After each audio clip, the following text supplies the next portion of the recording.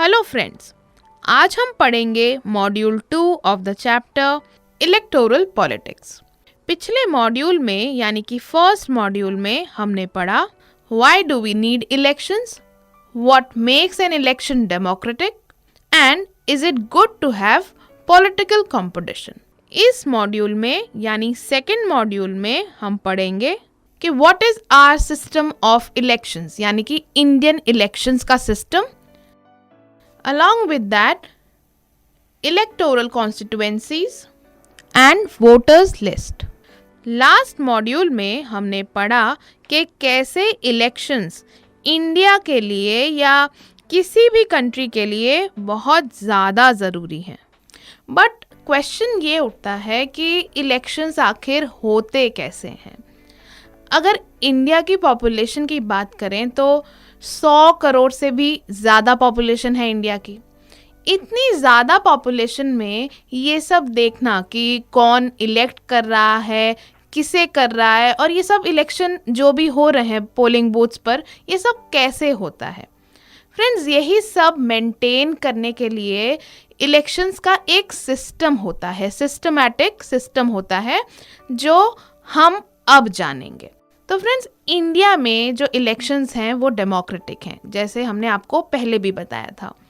India में elections 2 levels पर होते हैं, पहला सेंटर लेवल पर और दूसरा स्टेट लेवल पर। सेंटर लेवल पे जो इलेक्शंस होते हैं उसे हम लोकसभा इलेक्शंस कहते हैं। क्या कहते हैं? लोकसभा इलेक्शंस। इन इलेक्शंस के थ्रू हम मेंबर्स ऑफ पार्लियामेंट को चुनते हैं, या कहें कि प्राइम मिनिस्टर, प्रधानमंत्री को चुना जाता है इन इलेक्शंस के द्वारा। जो स्टेट लेवल पे जो इलेक्शंस होते हैं उसको हम असेंबली इलेक्शंस कहते हैं। क्या कहते हैं? Assembly elections. इन इलेक्शंस के थ्रू हम एमएलए यानी कि मेंबर ऑफ लेजिस्लेटिव असेंबली और फिर चीफ मिनिस्टर को भी चुनते हैं। तो जो सेंटर लेवल पर इलेक्शन हुए उससे हमने सारे जितने भी मेंबर्स ऑफ पार्लियामेंट हैं एमपीज़ को चुन लिया और साथ ही प्राइम मिनिस्टर को चुन लिया। और स्टेट लेवल पर यानी कि जो असेंबली इलेक्शंस हुए उनके थ्रू एमएलएस चुने गए और फिर चीफ मिनिस्टर्स को चुना जाता है। तो फ्रेंड्स, इलेक्शंस 2 टाइप्स के होते हैं। जनरल इलेक्शंस जो हर 5 साल में एक बार होते हैं, और दूसरे टाइप के इलेक्शंस को बोलते हैं बाय इलेक्शंस, जो हमेशा नहीं होते। जैसे कि जनरल इलेक्शन 5 साल में एक बार होते हैं, लेकिन ये जो बाय इलेक्शंस होते हैं वो सिर्फ इमरजेंसी सिचुएशन, कोई अगर विपदा आ गई, कोई बहुत एकदम जल्दबाजी में कुछ हो गया, जैसे कि सपोज किसी ने रेजिग्नेशन दे दिया या फिर किसी की सडन डेथ हो गई, ऐसे केसेस में ये बाय इलेक्शंस कंडक्ट किए जाते हैं। तो फ्रेंड्स, पूरे इलेक्शन सिस्टम को अच्छे से समझने के लिए हमें 5 मेन चीज़ों को थरली समझना पड़ेगा। कौन सी 5 चीज़ों को समझना पड़ेगा? नंबर 1, इलेक्टोरल कॉन्स्टिट्यूएंसी, यानी कि कैसे एक पूरे देश को छोटी छोटी कॉन्स्टिट्यूएंसीज में बांटा जाता है इलेक्शंस के टाइम पे। दूसरा, वोटर्स लिस्ट, यानी कि कौन कौन वोट देगा उसकी लिस्ट। थर्ड है कैंडिडेट्स नॉमिनेशन, यानी कि कौन सी कॉन्स्टिट्यूएंसी से कौन सा कैंडिडेट खड़ा हो रहा है। फिर है इलेक्शन कैंपेन, यानी जो पॉलिटिकल पार्टीज, नेता जो कैंपेनिंग करते हैं वो। और 5वां, polling and counting of votes, यानी कि जो पोलिंग बूथ्स पे वोटिंग होती है प्लस जो वोट्स डाले गए उनको काउंट करना।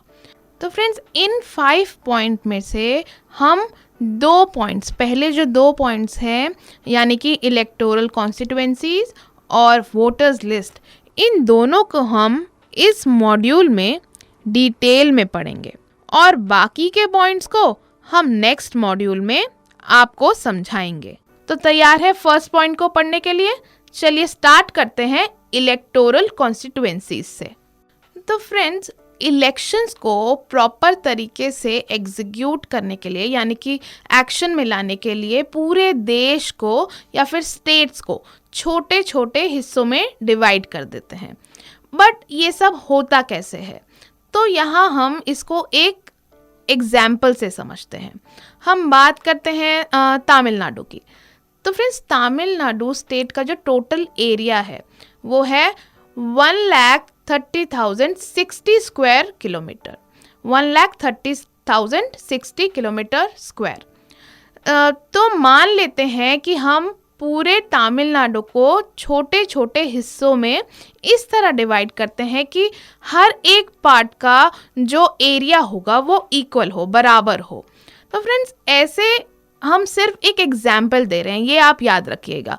मतलब सिर्फ आपको समझाने के लिए हम तमिलनाडु को एक केस स्टडी की तरह से आपको बता रहे हैं।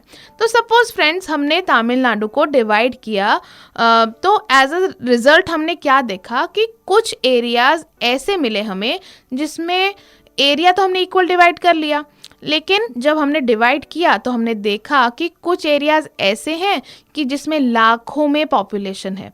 ऑन द अदर साइड हमने देखा कुछ एरियाज ऐसे हैं जिसमें बहुत कम पॉपुलेशन है। यानी कि सपोज एरिया ए में है 10,000 पीपल, एरिया बी में है 1 लाख पीपल। तो समझे आप, ये जो पॉपुलेशन का डिफरेंट है, मतलब जो पूरा डिफरेंस है हंड्रेड्स और थाउजेंड्स में, तो इसका मतलब ये है कि जो पॉपुलेशन में फ़र्क है, तो जहाँ ज़्यादा पॉपुलेशन है उन एरियाज़ के कैंडिडेट्स को ज़्यादा लोग वोट देंगे, और दूसरी जगह जहाँ कम पॉपुलेशन है वहाँ लोगों को कम वोट मिलेंगे। तो क्या ये डिफरेंस वैलिड है? क्या ये सही है? बिल्कुल भी नहीं, क्योंकि अगर ऐसी डिस्पैरिटी होगी तो फेयर इलेक्शंस तो हम बोल ही नहीं सकते ना। तो इसीलिए फ्रेंड्स, जब भी हम कॉन्स्टिट्यूएंसीज की बात करते हैं वहाँ पे एरिया बिल्कुल भी ज़रूरी नहीं होता। वहाँ पे सबसे ज़्यादा इम्पोर्टेंट क्या होता है, अब आप समझ गए होंगे। बिल्कुल ठीक, पॉपुलेशन। क्योंकि अगर एरिया बराबर है उससे थोड़ी कुछ होगा, पॉपुलेशन अप्रॉक्सीमेटली बराबर होनी चाहिए। तो जब भी हम देश या स्टेट को कॉन्स्टिट्यूएंसीज में डिवाइड करते हैं तो सबसे इम्पॉर्टेंट चीज़ देखी जाती है कि हर एक कॉन्स्टिट्यूएंसी की पॉपुलेशन अप्रॉक्सीमेटली इक्वल या फिर सिमिलर। फ्रेंड्स, लोकसभा इलेक्शंस में हम पूरी कंट्री को छोटी छोटी कॉन्स्टिट्यूएंसीज में डिवाइड कर देते हैं। हर कॉन्स्टिट्यूएंसी से जो लीडर इलेक्ट होता है लोगों द्वारा, उसे कहा जाता है एमपी, यानी कि मेंबर ऑफ पार्लियामेंट। इंडिया में अराउंड 543 कॉन्स्टिट्यूएंसीज हैं। अगर लोकसभा की बात करें तो लोकसभा में 545 सीट्स हैं, जिसमें से 530 सीट्स सारे स्टेट की कॉन्स्टिट्यूएंसी से आती हैं, और जो 13 सीट्स होती हैं वो यूनियन टेरिटरीज की कॉन्स्टिट्यूएंसी से आती हैं, और बाकी जो 2 सीट्स बची उनको डायरेक्टली नॉमिनेट करते हैं हमारे इंडियन प्रेसिडेंट। तो टोटल 545 सीट्स में जो लोकसभा में हैं उससे 530 सीट्स तो सारे स्टेट की कॉन्स्टिट्यूएंसी से आ गई, 13 सीट्स जो हो गई वो आ गई यूनियन टेरिटरी से, और बाकी जो 2 सीट्स बची उनको डायरेक्टली नॉमिनेट करते हैं हमारे इंडियन प्रेसिडेंट। तो फ्रेंड्स, हर एक स्टेट को इंडिया में एक फिक्स नंबर ऑफ सीट्स मिलती हैं लोकसभा में। ये इस तरह से मिलती हैं कि जो नंबर ऑफ सीट्स हैं, जो टोटल नंबर ऑफ सीट्स मिली एक स्टेट को, और जो उस स्टेट का पॉपुलेशन है, इनका रेशियो सभी स्टेट्स के लिए बराबर हो। ये जो रूल है फ्रेंड्स, ये जो रेशियो का रूल है कि सीट्स का जो रेशियो है और पॉपुलेशन का, वो सभी स्टेट्स के लिए बराबर होना चाहिए। ये रूल उन स्टेट्स के लिए अप्लाई नहीं होता, उनके लिए लागू नहीं होता जिनकी पॉपुलेशन 60 लाख से कम है। जिन भी स्टेट्स की पॉपुलेशन 60 लाख से कम है उन पे ये रूल अप्लाई नहीं होगा। तो इस रूल को एक एग्जाम्पल से समझते हैं और 2 स्टेट्स की बात करते हैं। तो स्टेट 1 हो गया हमारा कर्नाटका, स्टेट 2 हो गया हमारा हरियाणा। स्टेट 1 यानी कि कर्नाटका की पॉपुलेशन है 6.5 करोड़, स्टेट 2 यानी कि हरियाणा की पॉपुलेशन है 2.5 करोड़। जो टोटल लोकसभा कॉन्स्टिट्यूएंसीज कर्नाटका को मिलती हैं वो है 28, और हरियाणा को लोकसभा कॉन्स्टिट्यूएंसीज मिली हैं 10। तो अगर हम इनका रेशियो निकालें तो हम देखते हैं कि दोनों ही स्टेट्स में जो पर कॉन्स्टिट्यूएंसी अप्रॉक्स पॉपुलेशन है, मतलब कर्नाटका में जो 28 कॉन्स्टिट्यूएंसीज है और हरियाणा में जो 10 कॉन्स्टिट्यूएंसीज है, इनकी पर कॉन्स्टिट्यूएंसी जो पॉपुलेशन है वो अप्रॉक्स 23 से 25 लाख के बीच में आ रही है, यानी कि ऑलमोस्ट इक्वल ही है।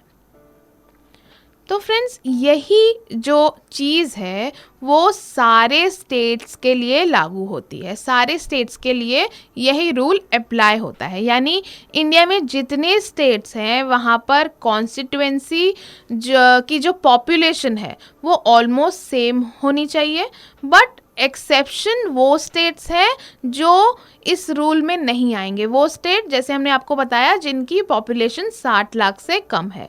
तो एक ऐसे स्टेट का भी आपको एग्जाम्पल बताते हैं। तो बात करते हैं गोवा की। तो गोवा की पॉपुलेशन 20 लाख के लगभग है और जो लोकसभा कॉन्स्टिट्यूएंसी गोवा को मिलती है वो है 2, यानी कि एक कॉन्स्टिट्यूएंसी की पॉपुलेशन हो गई 10 लाख, क्योंकि 2 कॉन्स्टिट्यूएंसी मिली हुई है गोवा को। तो 2 कॉन्स्टिट्यूएंसी में जो पर कॉन्स्टिट्यूएंसी पॉपुलेशन है वो हो गई 10 लाख ईच। तो इससे हमें ये क्लियर हो गया कि हर स्टेट को लोकसभा में फिक्स नंबर ऑफ सीट्स मिलती हैं, यानी हर स्टेट के अंदर एक फिक्स नंबर ऑफ कॉन्स्टिट्यूएंसीज होती है और ये इस तरह से डिसाइड होती हैं कि जो नंबर ऑफ सीट्स हैं और जो पॉपुलेशन है उस स्टेट का, उसका जो रेशियो होगा वो सारे स्टेट्स के लिए सेम होना चाहिए, यानी पॉपुलेशन पर कॉन्स्टिट्यूएंसी पूरे इंडिया में सेम होनी चाहिए। फॉर एग्जाम्पल, अगर आप अपने स्कूल में ही देख लें कि पर सेक्शन, किसी में अगर एक सेक्शन में 20 बच्चे हो गए, बी सेक्शन में समझिए 60 बच्चे हो गए, तो इतना इन अप्रोप्रिएट जो रेशियो है वो नहीं चलेगा। अगर एक सेक्शन में 50 होंगे तो दूसरे में ज़्यादा से ज़्यादा 55 हो सकते हैं। इतना रेशियो होना चाहिए कि ऑलमोस्ट इक्वल हो। तो अब आगे बढ़ते हैं। तो फ्रेंड्स, ठीक लोकसभा इलेक्शंस की ही तरह विधानसभा जो इलेक्शंस होते हैं, यानी कि असेंबली इलेक्शन में पूरे स्टेट को छोटे छोटे कॉन्स्टिट्यूएंसीज में बांट दिया जाता है। लोकसभा इलेक्शन में पूरे इंडिया को, देश को बांट दिया जाता है और विधानसभा में पूरे स्टेट को छोटी छोटी कॉन्स्टिट्यूएंसी में बांट दिया जाता है। जब कॉन्स्टिट्यूएंसीज डिवाइड होती हैं तब ध्यान रखा जाता है कि हर कॉन्स्टिट्यूएंसी की पॉपुलेशन और कॉन्स्टिट्यूएंसी को जितनी सीट्स अलॉट की गई हैं, इन दोनों का रेशियो पूरे स्टेट के अक्रॉस इक्वल होना चाहिए, यानी कि बराबर होना चाहिए। तो फ्रेंड्स, हम हमेशा सुनते हैं कि भाई इस पार्टी ने इस एरिया में इतनी सीट्स जीत ली और एक पार्टी ने इतनी जीत ली। तो इसका मतलब क्या होता है? सीट्स जीत ली, इसका मतलब क्या है? तो फ्रेंड्स, जैसे अगर हम बात करें सपोज तमिलनाडु की, तो तमिलनाडु में टोटल 70 कॉन्स्टिट्यूएंसीज हैं। सपोज बीजेपी ने वहाँ पे 50 सीट्स जीत ली और कांग्रेस ने 20 जीत ली। तो इसका ये मतलब हुआ कि जो बीजेपी के कैंडिडेट्स हैं उन्होंने 50 कॉन्स्टिट्यूएंसीज में जीत हासिल कर ली है। मतलब टोटल 70 कॉन्स्टिट्यूएंसीज हैं तमिलनाडु में, जिनमें से 50 सीट्स बीजेपी के कैंडिडेट जीत गए हैं और बाकी जो 20 बची उसको कांग्रेस के लीडर्स ने जीता है। तो इसलिए ये आप सुनते हैं कि भाई इतनी सीट्स इस पार्टी ने जीत ली और इतनी इस पार्टी ने जीत ली। तो फ्रेंड्स, हमारे देश में वीकर सेक्शंस पर भी बहुत ध्यान दिया जाता है, उनको भी पीछे बिल्कुल नहीं छोड़ा जाता।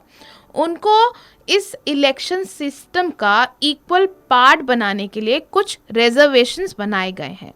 काफ़ी जो कॉन्स्टिट्यूएंसीज हैं वो रिजर्व्ड होती हैं शेड्यूल कास्ट और शेड्यूल ट्राइब्स के लिए, यानी कि रिजर्व्ड कॉन्स्टिट्यूएंसीज। ऐसे ही जो रिजर्वेशन वाली कॉन्स्टिट्यूएंसीज होती हैं SC ST के लिए, इनको हम रिजर्व्ड कॉन्स्टिट्यूएंसीज बोलते हैं।